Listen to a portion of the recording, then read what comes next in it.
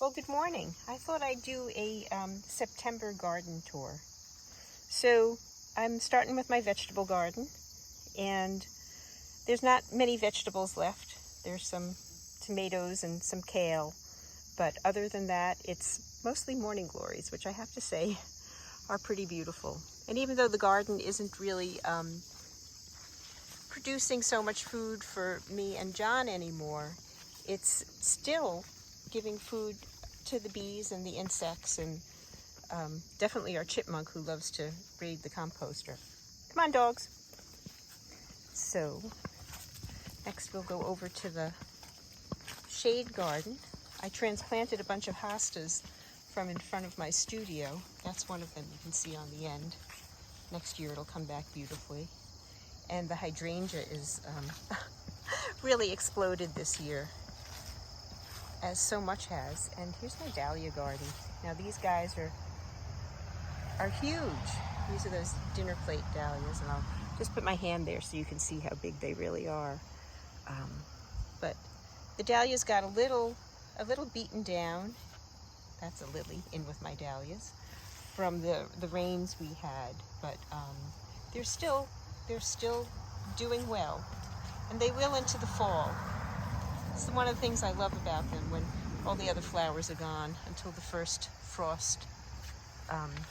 You can still find a lot of insects reaping their benefits. That's the spot where my naked ladies grow, those wonderful old lilies. And the wildflower garden, well, I put some dahlias in there too, but mostly it's these wonderful purple asters that are growing right now. I see the donkeys and the sheep trying to pick at them through the fence. Now we're going to go over to the new garden that I put in my studio. Now these were mostly flowers from John's gardens, that perennials that weren't blooming anymore, and that's kind of our deal. I get them when they stop blooming. I did stack wood yesterday. I still have about half to go, but so here's my studio garden. This gets a lot of light, and the hostas, you know, they like shade. So I have a lot of the zinnias and morning glories, and some of the perennials that, like I said, the zinnias are great. I'm going to definitely grow them here again next year. And the hummingbirds love them.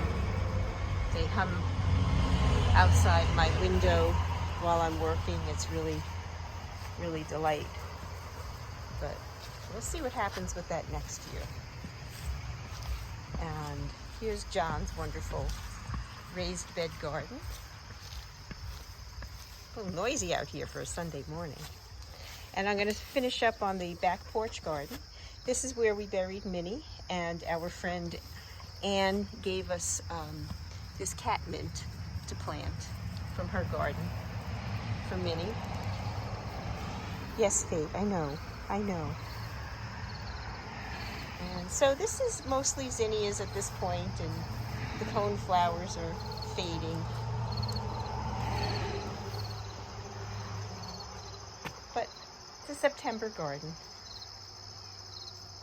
And next year, right where zinnia is, I'm going to plant a sedum garden. This is my ever-changing little spot. So that is my September garden tour. And thank you all for coming by. Oh, I can hear Zip meowing in the barn. I'll go visit him.